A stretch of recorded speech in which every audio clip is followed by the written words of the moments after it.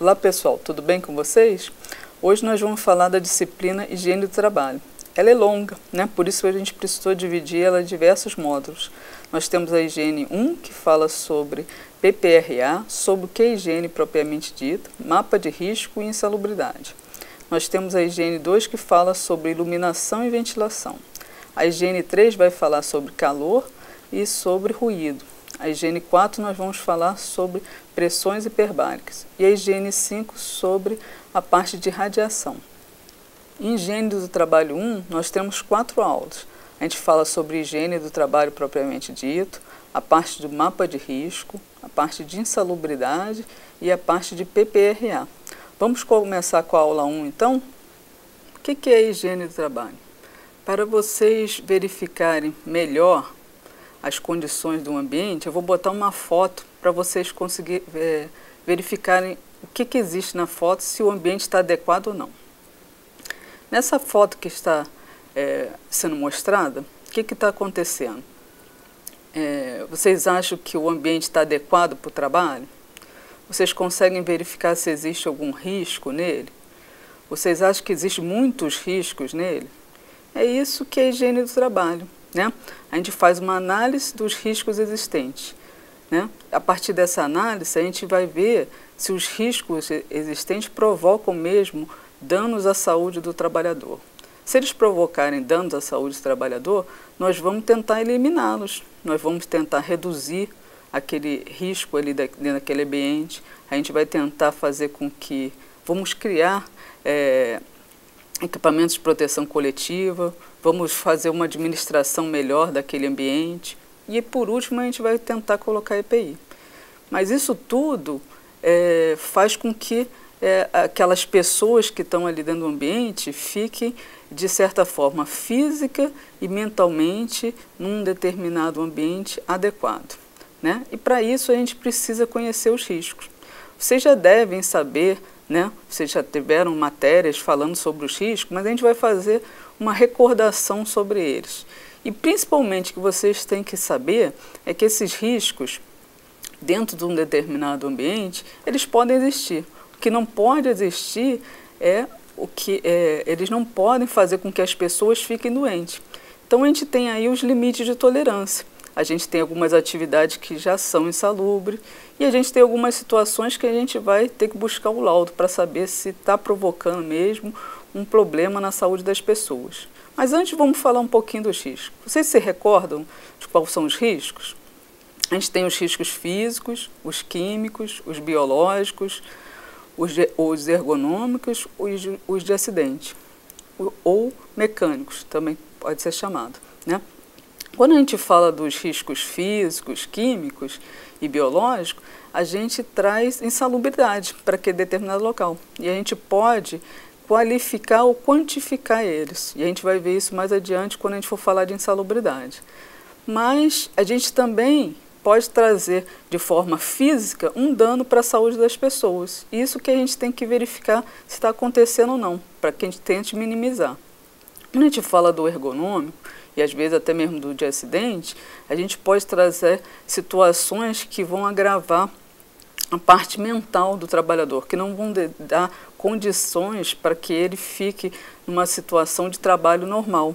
E aí a gente tem que fazer o quê? A gente também tem que melhorar esse ambiente para que ele consiga trabalhar de acordo com as suas possibilidades, né? Então a gente pode envolver aí uma postura inadequada, a gente pode verificar se a jornada de trabalho não está muito adequada. Então tudo isso faz parte do nosso estudo, faz parte da higiene do trabalho. A gente vai buscar condições para que esses ambientes de trabalho sejam favoráveis, sejam adequados para os trabalhadores, né? Então, vocês se lembram dos riscos físicos? Os riscos físicos são quais? Temperaturas extremas, né? Não é qualquer temperatura, é uma temperatura extrema, né? Quando você vai provocar aí uma situação de dano à saúde. Ruído, vibração, pressão, pressões hiperbáricas, né? Quando a gente está fora da nossa pressão normal, né? De 1 atm. Então, tem umidade, mas não é uma umidade comum, né? Que você às vezes tem umidade na parede. Isso pode provocar um risco até biológico, mas é quando você trabalha em locais encharcados, né, que você fica a pessoa, o trabalhador fica exposto a esse risco. Outro risco que pode ter é de radiação. Radiação, a gente tem a radiação ionizante e a radiação não ionizante. O que a gente tem que saber é que as duas podem provocar danos à saúde da pessoa, mas a ionizante é muito mais preocupante. Ela pode gerar doenças graves e pode levar até a morte. Então a gente tem que controlar essa situação. A gente tem que fazer com que aquele ambiente fique adequado para aquele trabalhador. Aí vamos passar por um pouquinho para os riscos químicos, só para a gente relembrar. O que são os riscos químicos? A poeira, fumos, neblina, a parte de gases, vapores. Então, tudo isso a gente tem que saber que são partículas em suspensão dentro de um determinado ambiente. Se elas trouxerem danos para a saúde do trabalhador, elas têm que ser analisadas e retiradas. E se elas forem muito pequenas, elas podem entrar dentro do nosso sistema respiratório. Então, se você tiver aí 10 microns, se ela tiver uma espessura de 10 microns, ela já consegue penetrar no nosso sistema respiratório. Se ela for menor que 5 microns, ela consegue penetrar no nosso pulmão, que vai ser o nosso filtro e que vai gerar aí danos a um órgão que é fundamental. Então, nós temos que nos preocupar como que elas estão no ambiente para a gente ter recursos para retirar, para eliminar, para minimizar. E elas podem trazer um dano muito sério à saúde dos trabalhadores. Quando a gente fala dos agentes biológicos, né, eles também estão no ambiente. Quem são eles? São os protozoários, vírus, bactérias, né? Todos eles, pela sua natureza, se eles estiverem dentro de um determinado ambiente, eles podem causar mal à saúde dos trabalhadores. E a gente vai ter que fazer uma análise disso, né? Alguns ambientes já são por si só insalubres, outros têm que ser analisados. A gente tem que verificar se existe uma relação com aquilo que está acontecendo no ambiente e com o dano que está trazendo aquele trabalhador, que também pode não ser gerado pelo trabalho. Tá? E quando a gente fala dos riscos ergonômicos, os riscos ergonômicos a gente tem diversos, né? Então pode ser uma jornada de trabalho muito grande, pode ser uma postura inadequada, pode ser os turnos que não são adequados. Tem gente que não consegue trabalhar à noite, né? Então a gente está fazendo com que a pessoa não fique de uma forma adequada no ambiente. A gente está trazendo transtorno mental para aquela pessoa que ela não consegue, a princípio, estar verificando. Mas nós vamos saber avaliar isso e nós vamos saber fazer com que isso não aconteça, porque senão a gente vai trazer danos para essa pessoa. E por último, os riscos de acidente, né? Os riscos de acidente são aqueles que a gente costuma ver com maior facilidade, né? O leigo consegue ver e nós também, né? Então, o que são?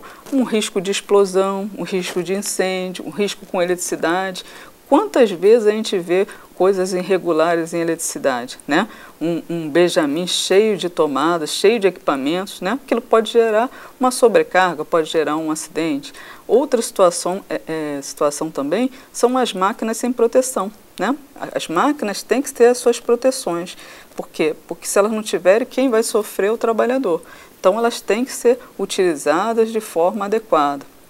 Arranjo físico inadequado. Às vezes, para o trabalhador estar num determinado ambiente, ele tem que se fiar debaixo da máquina. Eu tenho que trazer a possibilidade dele trabalhar de forma adequada.